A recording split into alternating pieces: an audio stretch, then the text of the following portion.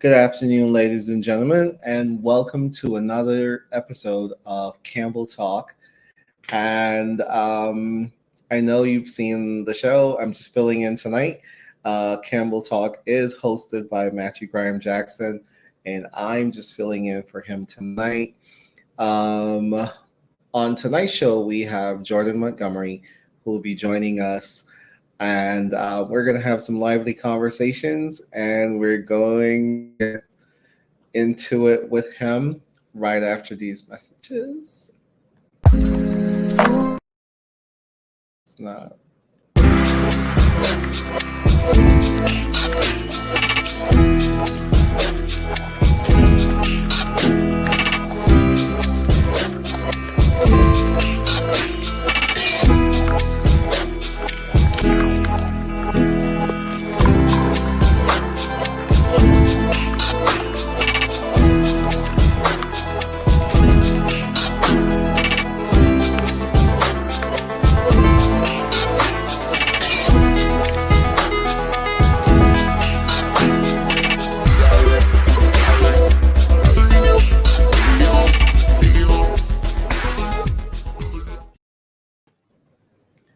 Welcome.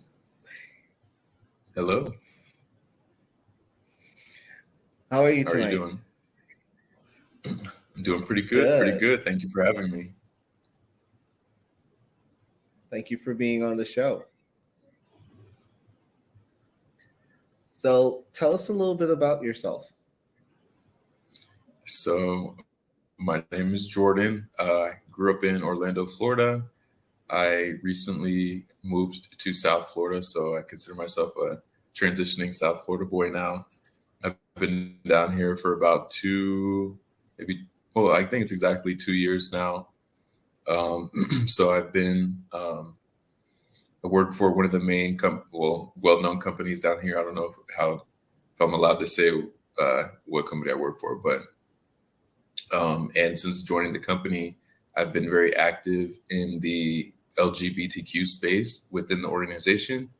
And as I've sort of bounced around South Florida, living in different places thus far, I've tried to be active in the community as well and network and get to know, how the space is down here, get to know people who are activists and advocates for the LGBTQ community as well as people of color. And so I came across you actually through a mutual friend, Eddie Johnson, who I'm sure many of your watchers know very well down here.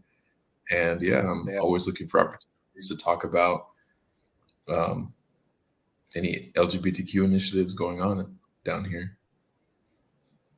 Okay. So your role within this company, is that something that you just discovered? Is something that you work towards? Like, how did you find it? So I'll be a little more specific of what I do. I'm an IT nerd, so I joined the company as a data analyst, so to speak, in an IT rotational program, and a data analyst, business analyst. And so in IT in general, for many companies that I've worked with in the past, there aren't that many people who are gay or lesbian that are out. And so in joining this company, they really promoted the employee resource groups within the organization. And so the LGBTQ Pride organization um, wasn't doing as much of as the other employee resource groups. And so I volunteered to step up and start trying to put together events and activities for this particular employee resource group.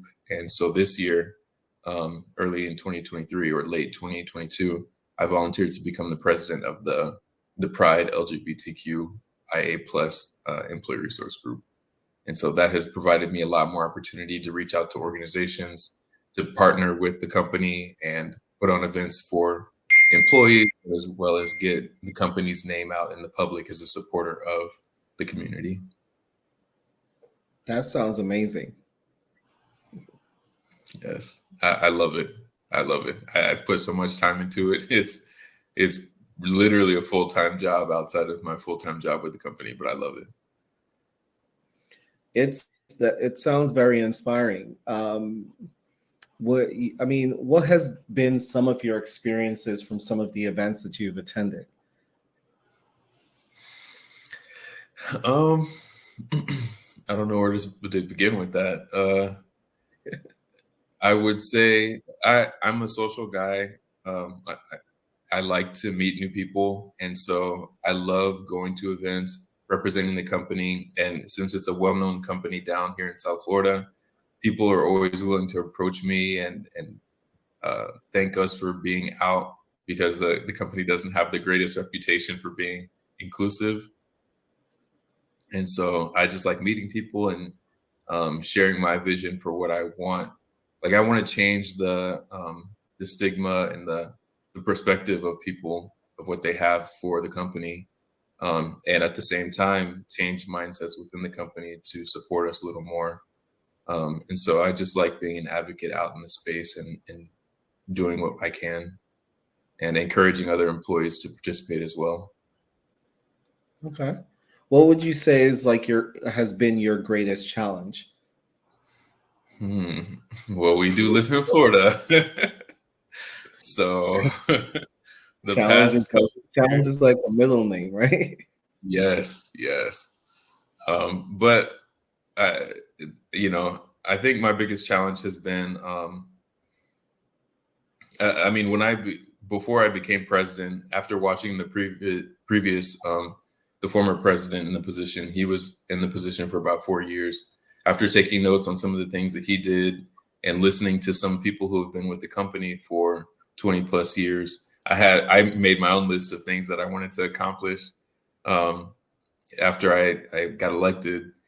And I think my biggest challenge is trying to execute those. Like I'm a millennial. I think everything is hunky dory coming into the company brand new, and they're a pretty progressive company on some fronts. So I didn't think I'd get as much pushback on some things as I have, because of where we are in Florida, but also because there's still a lot of people who are higher up making big decisions in the company who are from a different generation. So um, I feel like that's my biggest challenge, just trying to get over those hurdles. But it's what do they say? It's a marathon, not a sprint. Oh, there you So, go. So when you look at wins, right, and the things that mhm, you have been successful in implementing or getting done, what would you mhm. say are like maybe like your top three things that you've been able to accomplish thus far that you're absolutely proud of your that you've done? One of the things that I would say I'm proud of is getting our name in or just being a participant on behalf of the company in the Miami Beach Pride Parade, for an example. We Okay. have had for a long time a very strong Miami presence, and from my understanding, speaking with other employees of the company and other members of the employee resource group, we've never participated in Miami Pride, even though we had probably about a 50-50 split of employees between Miami-Dade County and up here in Palm Beach County. So having us participate in the parade just to get in the door, for me, I feel like was a big win. And so, of course, I want to do it bigger and better in 2024. uh, what other big win? We pushed really hard to get gender neutral bathrooms last year and change some of the signage. So we do have that up in some of the buildings that we have around South Florida. And even though we didn't get specific policies changed or I would say actions done on behalf of HR, I would say one big push that we accomplished, or at least put on the radar for um, maybe the legal and HR teams, is to recognize that we do have some transgendered employees within the company and who are strongly, are considering staying or leaving the company based off policies and considerations that the company has in place for them and benefits. So I feel like that's been an accomplishment this year. So we want to continue to push for rights and benefits that are inclusive of everyone here at the company. Okay. How have your work impacted specifically Black same gender loving communities?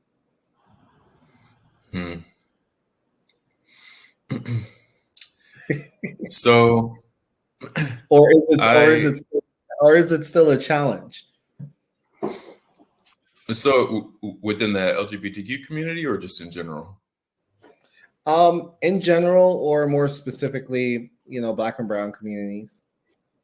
Okay, so I haven't personally made that my focus because there is a African American professionals employee resource group that is doing a great job, as well as Hispanic and Latinx employee resource group and Asian Pacific Exchange. Well, no, it's Asian Professionals and Exchange in employee resource group. They're doing a great job advocating for people of color in their spaces. So I haven't made that a focus for mine, but I am just as deeply involved in as I can be in those employee resource groups as well to make sure that they are inclusive. Okay. All right. So if there is someone watching and they're like, oh, we should, like, we like what this guy's saying, like what are some of the areas that you can support organizations or work with organizations? What are some areas? It depends on the type of organization. Or what does that look like? I would say for organizations like the one that you are the owner of, I would say you provide a resource for our employees that not everybody knows about. So I would say reach out to me and we can have a discussion and see where some of our services align. And I always have a stack of business cards that I collect on a regular basis, and I go through them from time to time to make sure I'm reaching out to folk and keeping lines of communication open just in case there is an opportunity at some point. Towards the end of this year, I guess in the fall, up until now, I've become a lot closer to our external affairs representatives as well. So they are guiding me into other opportunities as far as donations and sponsorships for the organizations around South Florida that we can participate with and collaborate with. So I would say just start a conversation with me and we can take it from there. What would you say has been your personal greatest inspiration?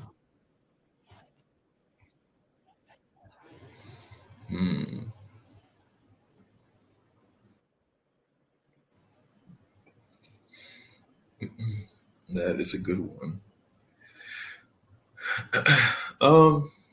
I think it's a combination of two things for me. One, I'll go ahead and give my parents some credit because they exposed me and my siblings to a lot, and they are high achieving individuals themselves. And so they gave us a solid perspective that we can do literally anything that we want to. They were really strict, but once we got out of the house and went to college and started studying on our own, they let us know that there's no limit to what we can do if we believe in ourselves, for sure. And then on top of that, what has inspired me has been a lot of just watching other people. I've had some pretty inspirational managers and leaders guide me and pour into me and train me and guide me and give me good advice into my career and personal life. And in the same vein, just inspire me to do whatever and achieve whatever I seek out to achieve. Okay. What would you say is, and kind of like following that same question, but like more on the motivational side? And it's like, what motivates you every day to keep doing what you do? So I did some deep reflection, I would say about a decade ago in my career, because I was working for a company that I did not like. And usually what motivates me is just getting things done. So I thought I could just work for any company and get by and be fine and get a paycheck and go to sleep at night. But I hated that company, ended up quitting, and I had a series of jobs afterwards that I quit, and I had to really look inside myself and figure out, well, why am I quitting? What do I really want? And so I did that soul searching and figured out my values, which are I really value community. I'm a social guy. I like being a part of a community and um, being around like-minded people and challenging myself to fight for people. And so that's my motivation. Like, I want to be a part of a company that cares more about just profit. I want to work for a company that's trying to improve and innovatively, or um, advocate for people in some capacity and make the world a better place. And so I can do that, professionally, but as well, in my personal life, I like to just make space for people. It took a long time for me to come into my own skin and be comfortable with myself. So now that I am, I want to make sure other people feel the same way. So I try to create spaces for other people too. Okay. Can we so let's talk about stigma, because a lot of Yes. people Okay. feel stigmatized either for their sexual orientation, who they're attracted to, the way they dress, the way they look, their HIV status, their a bunch of different things. Have you experienced stigma in any way? Oh, absolutely. Absolutely. Um, I don't even know what example to start with. Um, well, I'll just say I definitely have.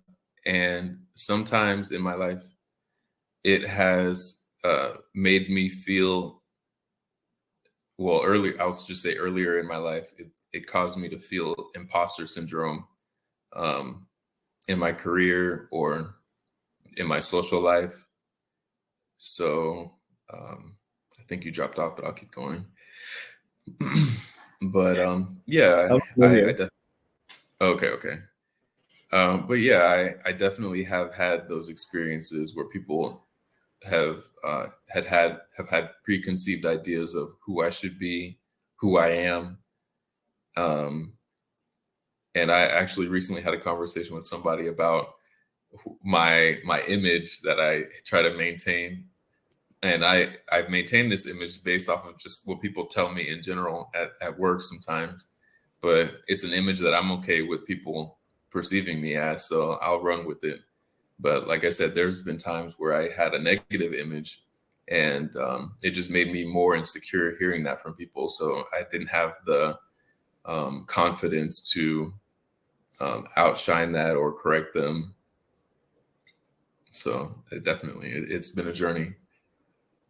What would you say to someone who and I've experienced stigma all across the board at different times for different things. um I did my English wasn't as refined as it is right now, and I was stigmatized for that. And a lot of times, people make references to me going back to Africa or whatever, and I'm like, bro, I'm from Jamaica. Like, what's wrong with you?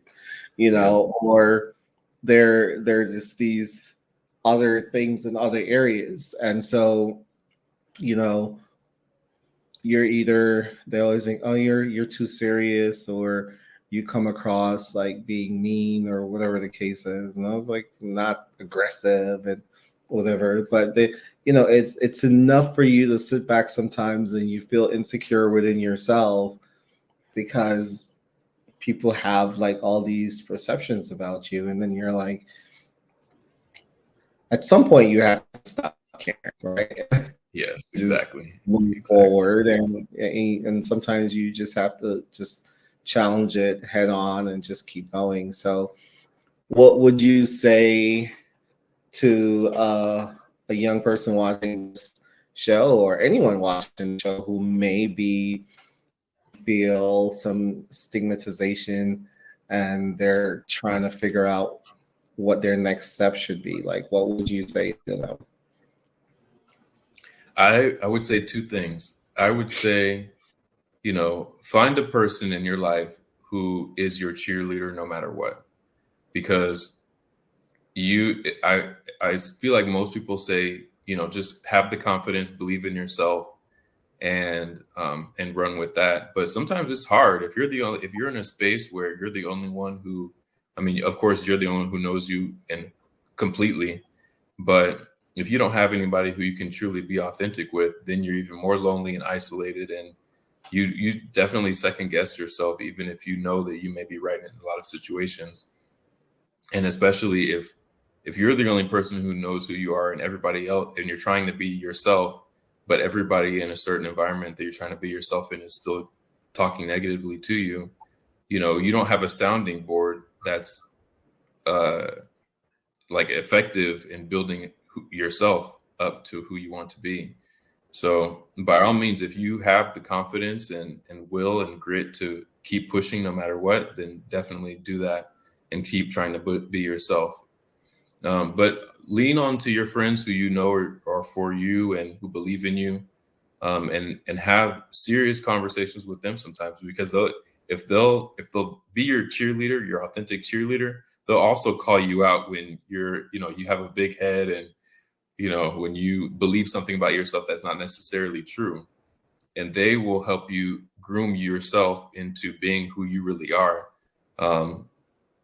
without unapologetically, and you know yeah, I'll leave it at that.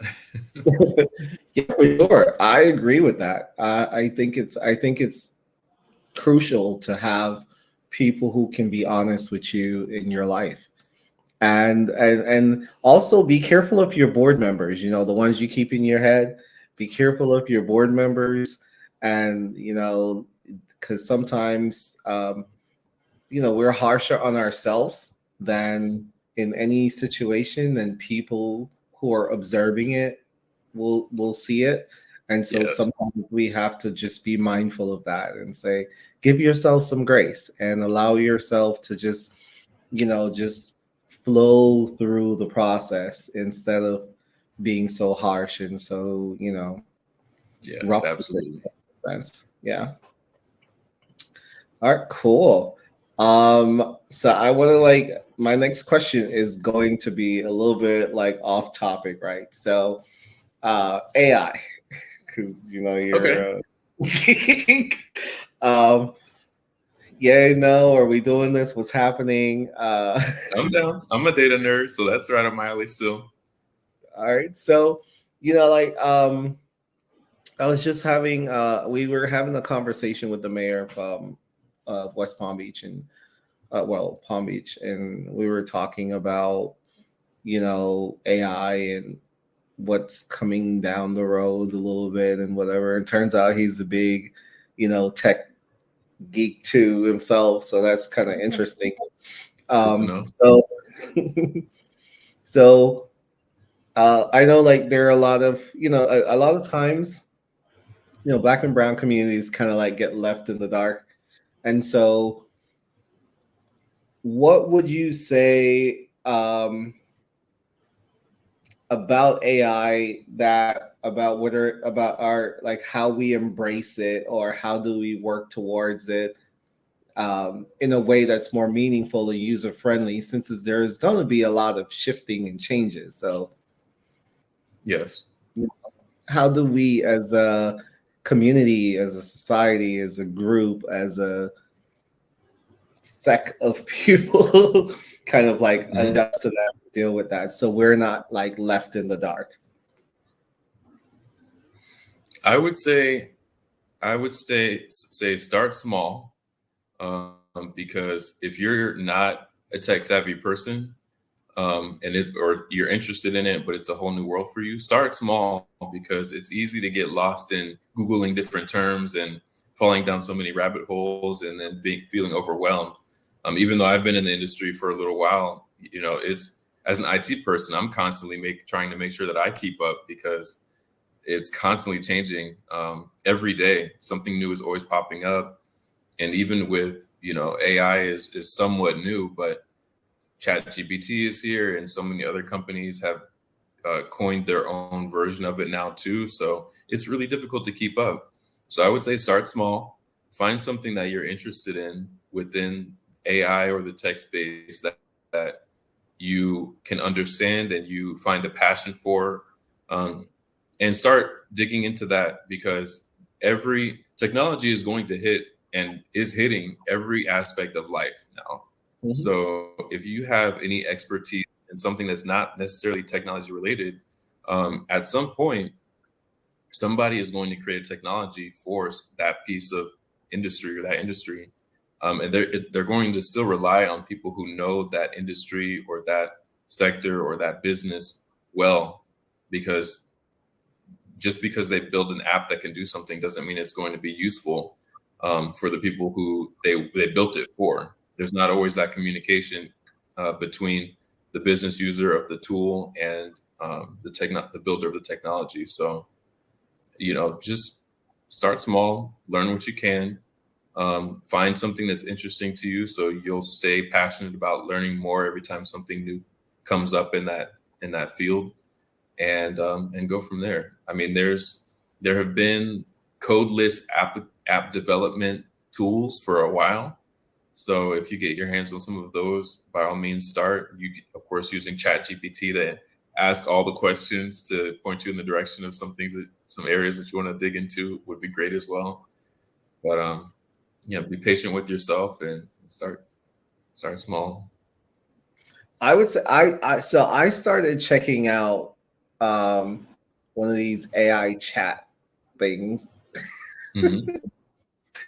and I was having a whole conversation with this app, like this little, what's it called, a bot, and like having this whole Hmm. conversation, and they're like answer after answer after answer, and I'm like, and what about this? And what about that? And next thing you know, I'm like, wow, I just spent like almost an hour talking to my phone to, to like this little thing, this app on my phone, and you know, we I think at one point I was looking up like similarities between Jamaican patois and Spanish, and whether or not it's easier, more difficult for native Jamaican speakers to learn Spanish. And it started like listing a bunch of different things and a bunch of different steps and all this other stuff. And like I went right down the rabbit hole behind it. So and Yep. then I was It's like, weird, wow. but it's cool. Yeah, it was like I was just like, this is like super cool. I was like, it's a lot of information. Hmm. So be aware of that. And also, I think eventually it'll get to a place where people can ask it, specific things, and it will give very specific answers. Um, but I mean, people turn to Google for a lot of things, and even Google now has an AI component to Yeah. their search. So um, I say, I'm like, just jump in, just learn it. It's going to be the world we live in, and Yeah. the robots are coming, and all of that. And so people are worried about like job loss and all this other stuff. So I don't know what that's going to look like, but I think that if you know how to program or fix or train AI. I think there's some Yeah, shifting there. yeah. I because I went to school I studied chemistry first and then I went to IT later. So I am a believer that, as technology advances, people are afraid of losing their jobs, but I feel like there's always an opportunity for people to do similar things that they were doing before that are being replaced. But I'm under the mindset of people have to be ready to pivot um, as technology Mhm. advances, because there's always opportunities out there for any skill set. We just have to figure out what if our I've worked myself out of a job before automating my reports, and so I get it. Um, but one of the reasons why I shifted into this industry is because I pivoted. I didn't like what I was doing, and um, I pivoted into the data science, and then I realized that AI was coming, and I could automate my reports that people wanted over time, and so I had to fill up the time at the job. Those 8 hours, I only needed an hour to do my job, so I had to figure out something else that was meaningful to my boss, um, to do. And so we have to constantly be pivoting. Um, and I think the younger generations are doing a better job of that because they're used to technology. And so they have a wider range of skills and are more generalists than maybe our like who's before Gen X was their like boomers, I guess. Yeah. Um, I'm sort of like smushed in between like the millennials and the Gen Xers. There's like a special group that's snacked like right in the middle. mhm, mhm, Like we came off like the where we kind of like got into we went from like black and white TVs into color, but at the same mhm, time we were like the test babies for like Nintendo and Sega and all these other. So it was just one of those, post Atari, but right. Nintendo and Sega. So and I feel like Absolutely. so many things came out since then, and it was like, oh, this is new, let's try this, and oh, this is new, let's try that. So I feel Mhm, like there's we kind of like cover two specific groups, and we have almost like the best of the best characteristics of both, and sometimes the worst of the worst, right? So, yep. Yep.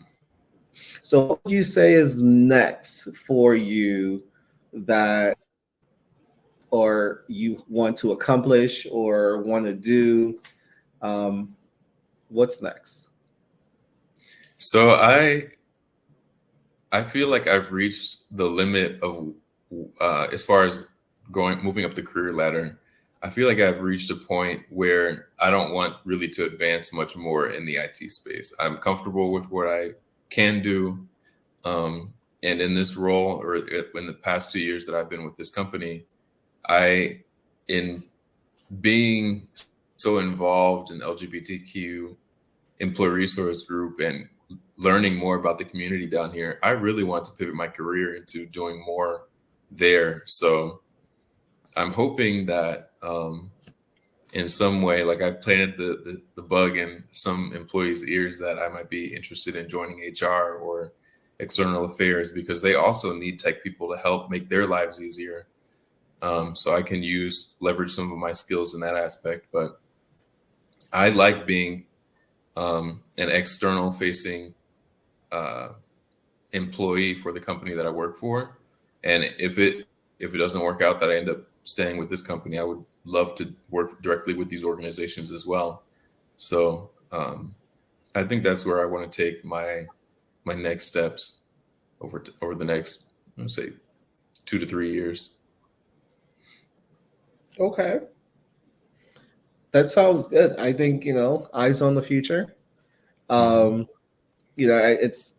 it's one thing when you've gotten to like the top of the top for you, and you're just like, all right, what let me just hang out here for a while, and then we'll figure out, we'll be ready to pivot when we need to. And Yeah. but it seems like you also have identified at least two areas of opportunities that you can kind of like look in, you can get into and still have room to grow and expand.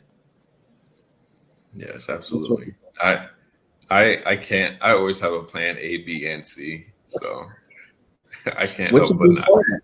Which is Yeah. important.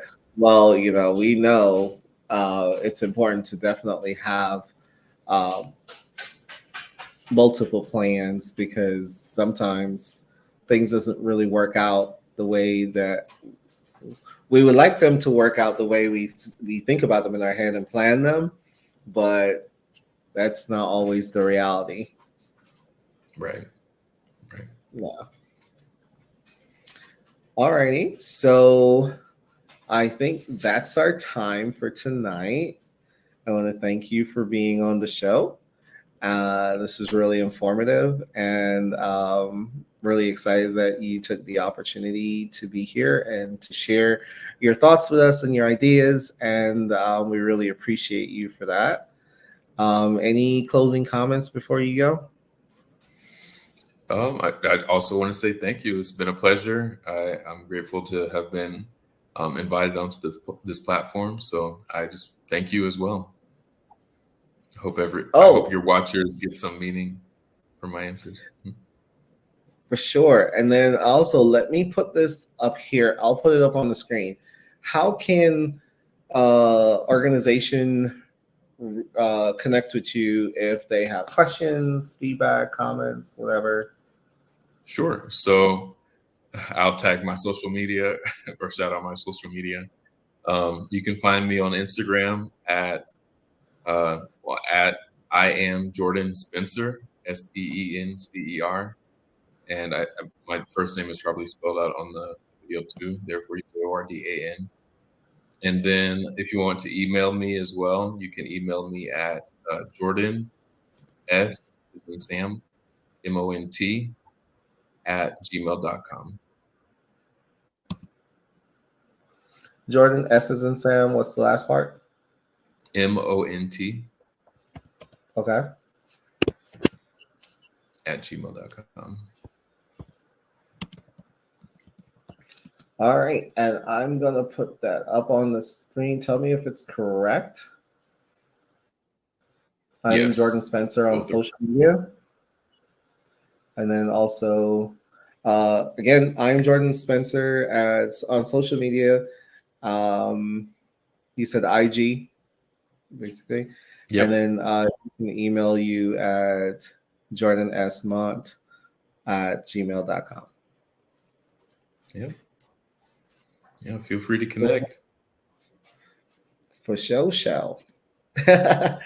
Thanks again for being on the show. Thank you guys for watching. We really appreciate you. And have a good night.